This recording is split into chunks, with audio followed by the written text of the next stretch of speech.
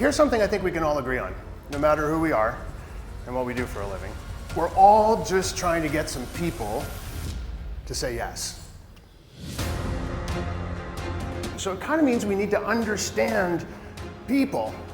We need to understand why they decide to do one thing instead of another thing. People today are kind of unpredictable. They're not behaving in the ways we might expect. Look at retired people. They're not sitting around in a rocking chair and knitting and whittling on a stick. They're jumping out of airplanes and climbing Mount Kilimanjaro and having the time of their lives. That's not what old people are supposed to do.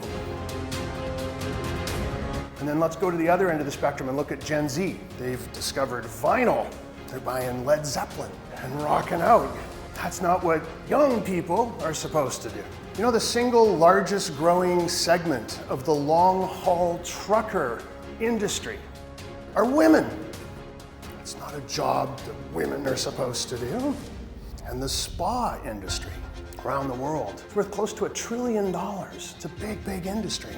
50% of the revenue in the spa industry is men. It's not what men are supposed to be doing, going and getting a mani and a pedi and hanging out with their pals and having a massage and a me day at the spa. People everywhere, they're breaking the mold.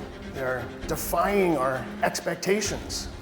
But if we just stop pigeonholing people using age and gender, income, and all those typical ways of looking at people, and instead look at people based on their values, now it all starts to make sense. So the point is, if we're going to try and get people to do something we want them to do, we need to understand their values. What's in their heart? What makes them human? It's a much better way for us to move forward, a much more effective, efficient way for us to get things done. And there's a terrific side effect that happens when we do this as well.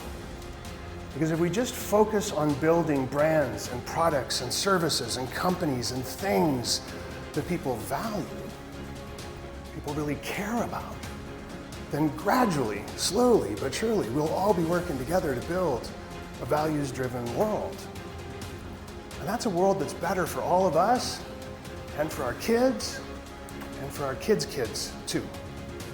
So let's roll up our sleeves and let's get started.